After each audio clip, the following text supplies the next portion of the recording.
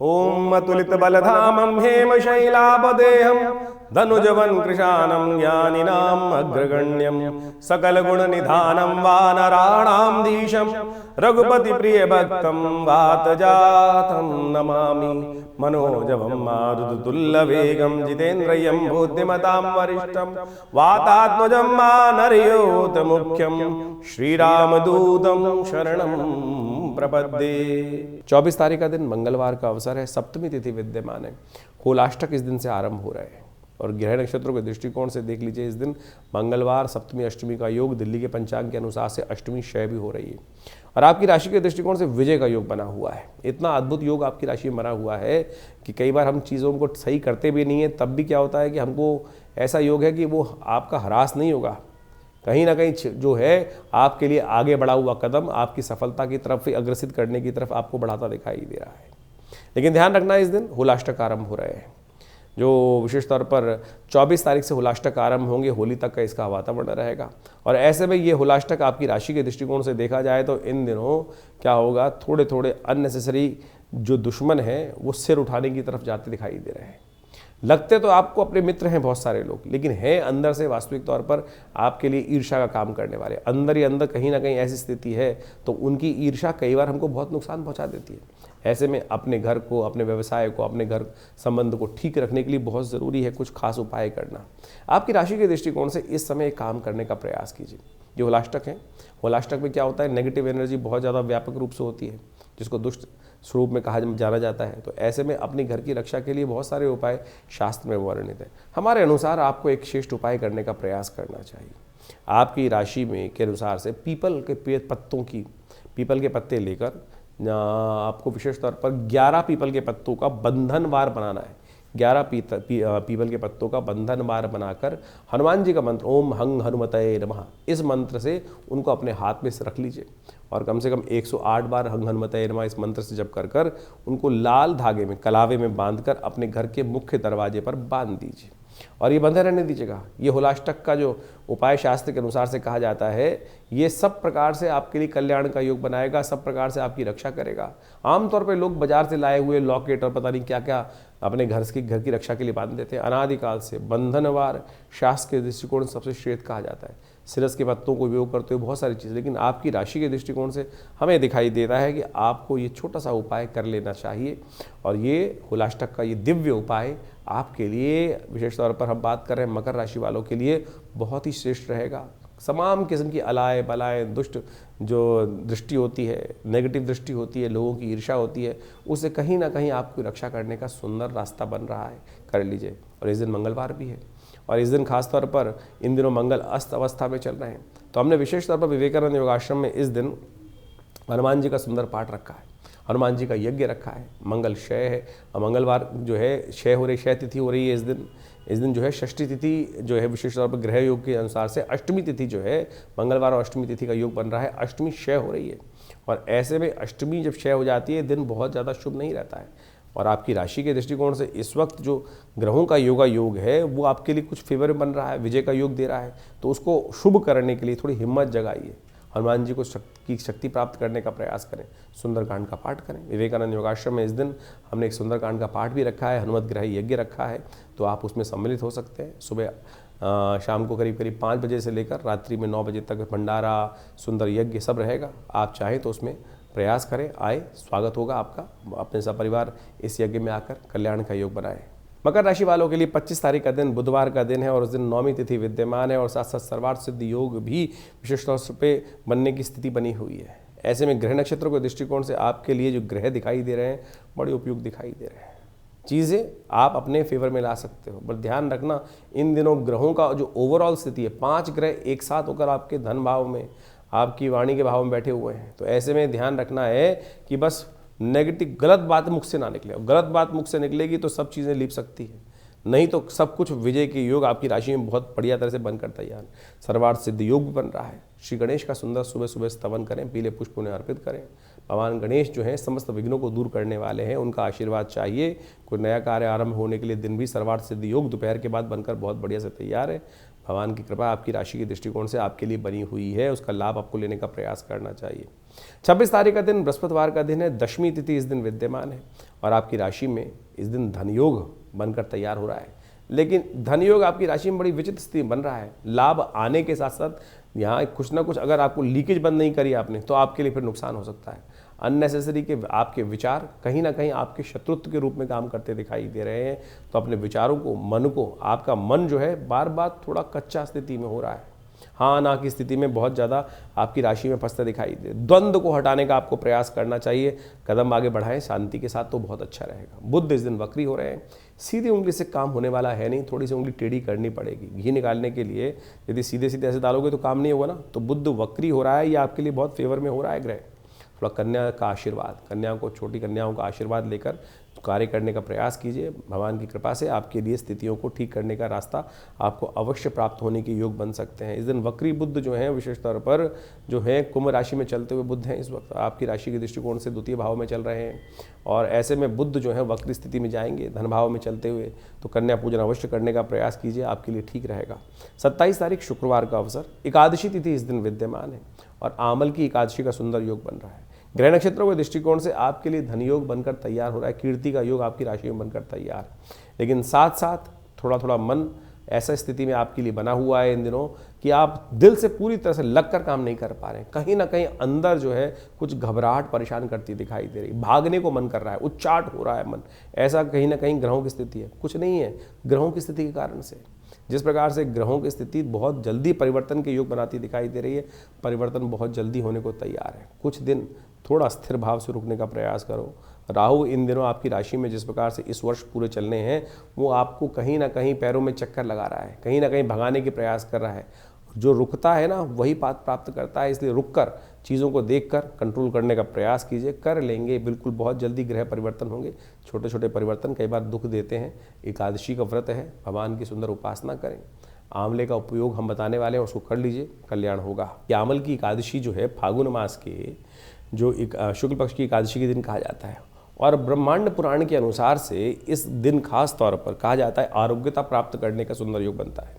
फागुन मास की शुक्ल पक्ष की एकादशी के दिन कहा जाता है कि आंवले के पेड़ के नीचे बैठकर भगवान विष्णु का यथाउचित भाव से पूजन करना, कथा का श्रवण करना से क्या होता है कि जो भयंकर से भयंकर बीमारी के योग भी जीवन में होते हैं ना, ग्रहण प्रभाव के अनुसार से बनते हैं, वो भी कहीं ना कहीं दूर हो जाते हैं। और इस दिन विशेष तौर पर भगवान विष्णु का धात्रेयी नमः इस मंत्र का उच्चारण करते हुए पूजन करना, आंवले का दान करना, भगवान विष्णु को विशेष तौर पर अपनी जितनी आयु हो उतनी बड़े आंवले लेकर उनकी माला भगवान को अर्पित करने से अद्भुत रूप से कल्याण के योग बन जाते हैं। तो इस दिन बड़ी श्रद्धा से व्रत करें, भगवान के नाम का संकीर्तन करें, ओम नमो नारायणाय इस मंत्र का जप करें, कल्याण के योग बनेंगे। कष्ट भी दूर होने की स्थिति बहुत बढ़िया से आपकी राशि में बनने की स्थिति बन जाएगी। अपने नाम से इस दिन विशेष तौर पर कोई जीवन में कष्ट चल रहा हो तो कहा जाता है कि आंवले को अपने वजन के बराबर आंवले का दान करने का प्रयास करना चाहिए। इस दिन यथेच्छ मात्रा में इन दिनों बहुत ताज़ा आंवला आ रहा होता है और अभी चैत्र तक तो सुंदर रूप से प्राप्त हो गई होगा। तो ये शास्त्र के अनुसार से जो विधि के अनुसार से वर्णित उपाय हैं, इनको करिए, कल्याण होगा। मकर राशि वालों के लिए 28 तारीख का दिन ग्रह नक्षत्रों के दृष्टिकोण से कैसा है? शनिवार का अवसर है, द्वादशी तिथि विद्यमान है और इस दिन ग्रह नक्षत्रों के दृष्टिकोण से परिवर्तन का योग सूर्योदय से पहले ही आपके लिए पदार्पण करके तैयार है और ये आपके अंदर एक नई हिम्मत, नए उत्साह को जगाने के लिए भी तैयार हो रहा है। लेकिन बुध इस दिन अस्त हो जाएंगे, ध्यान रखिएगा। ये बुध का अस्त होना कहीं ना कहीं बल बुद्धि का कहीं ना कहीं अस्त होता दिखाई दे रहा है। तो बुध जब अस्त हो जाते हैं तो कहीं ना कहीं क्या होता है, बहुत सारे मामलों में आपकी राशि के दृष्टिकोण से तो देखिए बुध जो है वो विशेष तौर पर आपकी राशि के दृष्टिकोण से आप समझिए भाग्य की मालिक हैं, भाग्येश भी हैं। तो ऐसे में क्या होता है कि अगर भाग्य की अपॉर्चुनिटीज़ हाथ से निकल जाती हैं जब तक ये बुध अस्त चल रहे हैं। कभी कभी हो सके तो एक काम किया करें कि विशेष तौर पर हरी चीज़ों का दान कर दिया करें। पाप नाशिनी विशेष तौर पर द्वादशी का योग बन रहा है। पाप नाशिनी द्वादशी जो होती है विशेष तौर पर समस्त पापों को क्षय करने वाली होती है। इस दिन विशेष तौर पर शास्त्र के दृष्टिकोण से कहा जाता है कि भगवान विष्णु के मंदिर में जाकर उनका पंचोपचार पूजन और उन पर तुलसी दल अर्पित करने से समस्त प्रकार के पापों का क्षय हो जाता है। तो ये अवश्य कीजिए। जीवन में जो कष्ट आते हैं ना, वो हमारे किए हुए कहीं ना कहीं कर्म के अनुसार से बनते हैं। शुभ कर्म करोगे तो पुण्य बनेगा, गलत कर्म कहीं ना कहीं होते रहते हैं, हर क्षण होते रहते हैं, लाख रोके से नहीं रुकते, तो वो कहीं ना कहीं प्रारब्ध में नेगेटिव भाव उत्पन्न कर देते हैं। और प्रायश्चित करने के लिए छोटे छोटे जो पूजन पाठ हैं वो प्रायश्चित करने का मार्ग बढ़ जाते हैं। तो इस द्वादशी के दिन शास्त्र के दृष्टिकोण से क्या करना चाहिए? आंवले के नीचे बैठकर भगवान विष्णु का सुंदर पूजन करने का प्रयास कीजिए। ये पाप, समस्त पापों से मुक्ति हो जाती है, स्वास्थ्य भी ठीक हो जाता है और खासतौर पर कष्ट दूर होने के योग भी शास्त्र के दृष्टिकोण से बन जाते हैं। फागुन का महीना अपने आप में बड़ा अद्भुत योग लेकर आता है। फागुन में कई प्रकार के योग बनते हैं, शिवरात्रि इत्यादि योग अभी आपने देखे। साथ में ग्रह गणनाओं के अनुसार से इस बार जो फागुन का समय देखें, अभी ग्रहण पड़ के चुका है। भारत में नहीं था ग्रहण, लेकिन उसके साथ साथ उस ग्रहण का प्रभाव तो पूरे विश्व में आता दिखाई दे रहा है। जिस प्रकार से कहा जाता है, यदि वराहमिहिर संहिता को उठा के देखें तो वराहमिहिर संहिता में लिखा है कि फागुन के महीने में जब ग्रहण पड़ता है, तो जिन क्षेत्रों में ग्रहण पड़ता है उससे पूर्व के क्षेत्रों में कहीं ना कहीं प्राकृतिक आपदाओं के, कहीं ना कहीं वैमनस्य के, और वहाँ जो लोग रहते हैं उनके जीवन में कहीं ना कई प्रकार के कष्ट होने के योग बनते हैं। तो अभी देखिए ग्रहण जिस प्रकार से पड़ा, साउथ अफ्रीका इत्यादि क्षेत्रों में पड़ा है, और उस क्षेत्र का प्रभाव समझें कि उसके पूर्व की तरफ जरा देखें तो ऊपर जहाँ पर भी युद्ध इत्यादि चल रहे हैं यूरोप इत्यादि में, पूर्व से लेकर जो कहा जाता है क्षेत्र के अनुसार से, तो वहाँ भयानक आपदाएं आने के योग, यानी भयावह स्थिति और ज़्यादा आने वाले समय में पड़ने के योग दिखाई देते हैं। और इस वक्त सूर्य और शनि के आसपास बहुत सारे ग्रह एकत्र हैं। ये कुछ ना कुछ असंभव कुछ कार्य होने के योग बनाती दिखाई दे रही है, कुछ अशुभ कार्य होने के योग भी बनाते दिखाई दे रहे हैं। तो इस प्रकार से भारतीय संस्कृति के अनुसार से ज्योतिष विज्ञान की काल गणना जो है वो बहुत ही परिष्कृत मानी जाती है।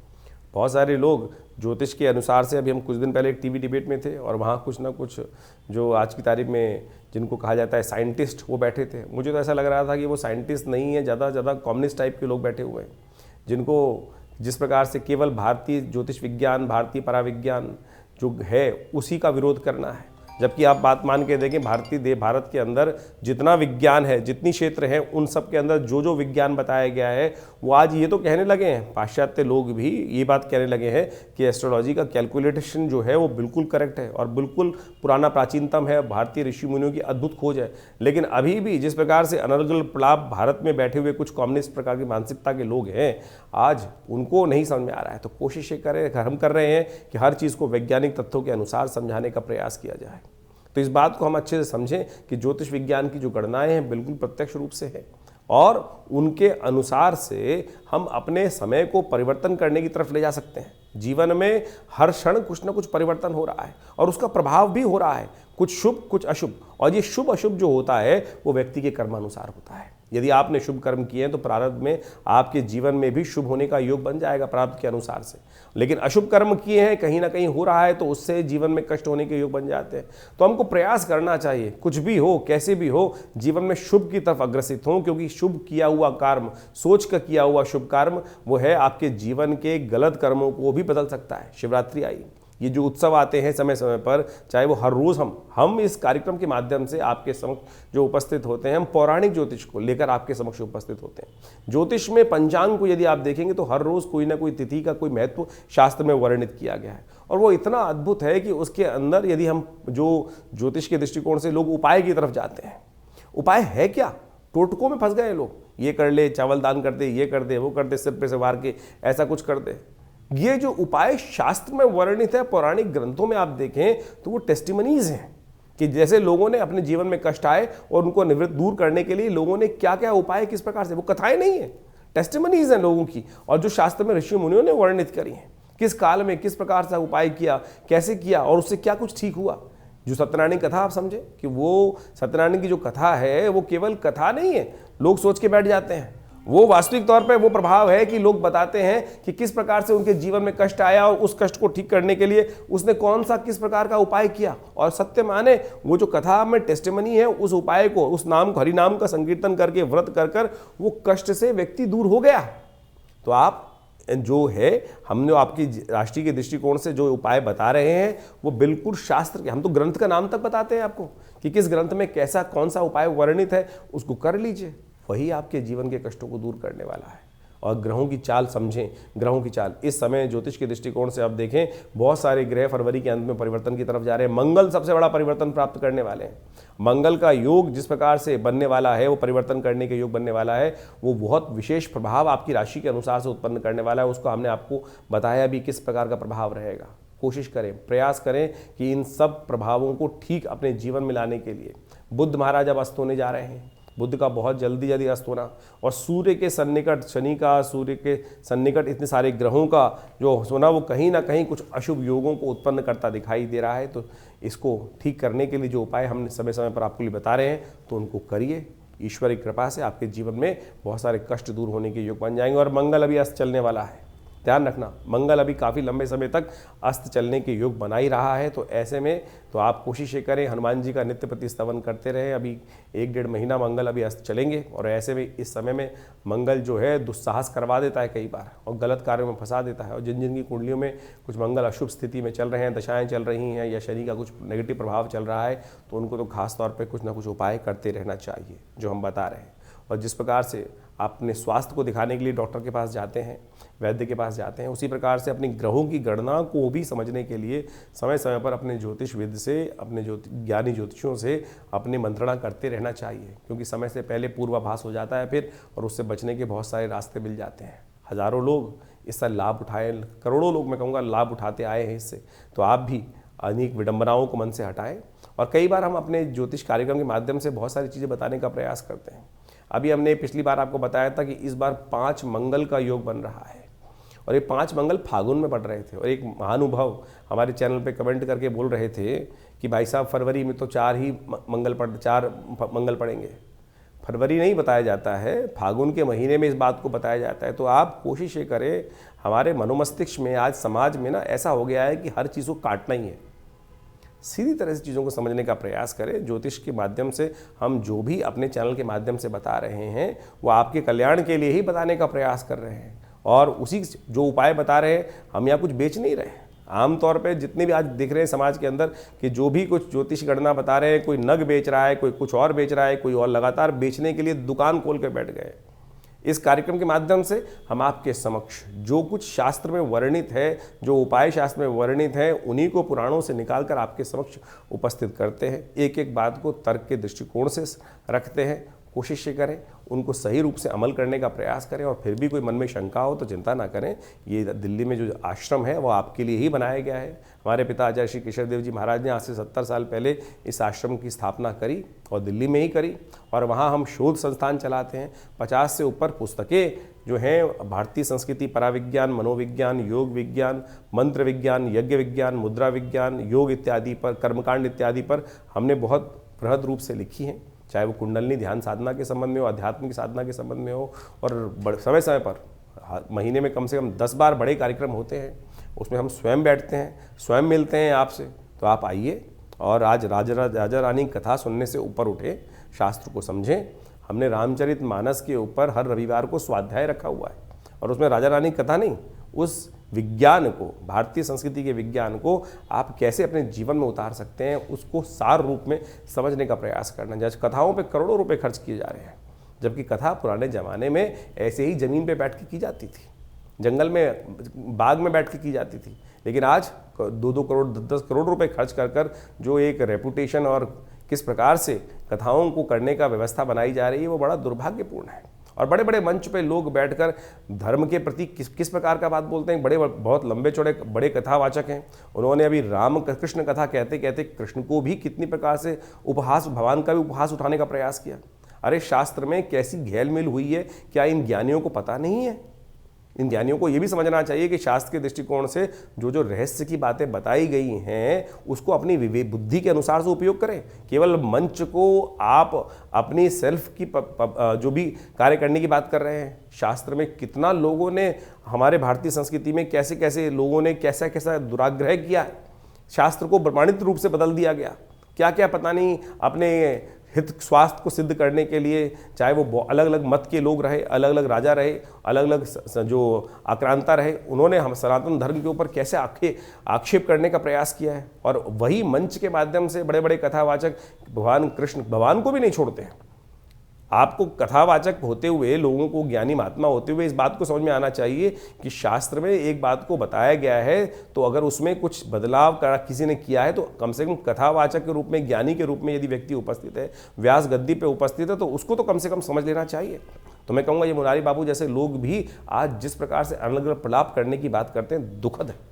बड़े बड़े पद पे बैठे हुए लोग केवल आज उपहास करने का प्रयास कर रहे हैं, और आज वृंदावन से, मथुरा से कितने लोग इस क्षेत्र में घुसते चले जा रहे हैं। ज्ञान नहीं है, संस्कार नहीं है, परिवार नहीं है, और उसके बाद भी जिस प्रकार से शास्त्र को प्रमाण उपस्थित नहीं करते हैं। गलत जहाँ पर है उसको गलत करने का प्रयास कीजिए, गलत कहने का प्रयास कीजिए, अपने मंच से उस बात को ना कहें तो अच्छा रहेगा। तो इस बात को समझने का प्रयास करना चाहिए। भारतीय संस्कृति परम शुद्ध है, सम्मान की संस्कृति है, और वहाँ पर परमात्मा ने जो भी उदाहरण उपस्थित किए, भगवान ने जो भी ऋषि मुनि ने उदाहरण उपस्थित किए हैं, हम सबके कल्याण के लिए किए हैं। लेकिन हमारे शास्त्रों के माध्यम से बहुत सारे लोग उस मंच को गलत तरह से उपयोग करने का प्रयास कर रहे हैं। आप सबको उसको समझना चाहिए, और जो भी कोई मन में प्रश्न हो तो आप आइए हमारे आश्रम में। दिल्ली में विवेकानंद योगाश्रम बहुत बड़ा शोध संस्थान है, बड़ा हॉस्पिटल है। योग प्राकृतिक चिकित्सा में बहुत अद्भुत रूप से आध्यात्मिक क्षेत्र में हम कार्य कर रहे हैं। आप सबसे रविवार को भी मिलते हैं। हर रविवार को सुबह 8 से लेकर 11 बजे तक बड़ा कार्यक्रम चलता है। मंगलवार को सुंदरकांड के कार्यक्रम चलते हैं। तो समय समय पर आप आकर आश्रम पर जुड़ सकते हैं और अपने प्रश्नों का निदान भी जान सकते हैं। और हर रविवार को वहाँ जनरल एक सामूहिक कार्यक्रम रहता है सुबह के समय पर। आप उसमें सादर आएंगे तो कोई फीस नहीं ली जाती है। बहुत सारे लोग फीस के चक्कर में घूमते रहते हैं। आश्रम में रविवार को भंडारा होता है, मंगलवार को भंडारा होता है, हर मंगलवार हर रविवार को भंडारा होता है। गौशाला चल रही है बहुत बड़ी, सबका उसमें कार्य करने के लिए हम कार्य करते हैं। तो दिल्ली के क्षेत्र में हम तो लगे हुए हैं। यज्ञ इत्यादि हर रोज़ 8 घंटे रविवार को होता है। माँ भगवती का सुंदर शिव विग्रह विद्यमान है, जो मुल्तान से 500 साल पुराना शिव विग्रह। हमारा सौभाग्य था कि हमारे परिवार में भगवती का शिव विग्रह का जो है आना 1947 में, और वह आज भी मूर्ति, दिव्य चमत्कारी मूर्ति भगवती की प्रतिष्ठित है। उनका दर्शन कर लेने मात्र से माँ भगवती जीवन में कल्याण का रास्ता बना देती हैं, सदकर्मों का उदय कर देती हैं। तो आइए दिल्ली में विवेकानंद योगाश्रम में हम आपका स्वागत करेंगे, और जुड़िए इस परिवार से, कल्याण होगा।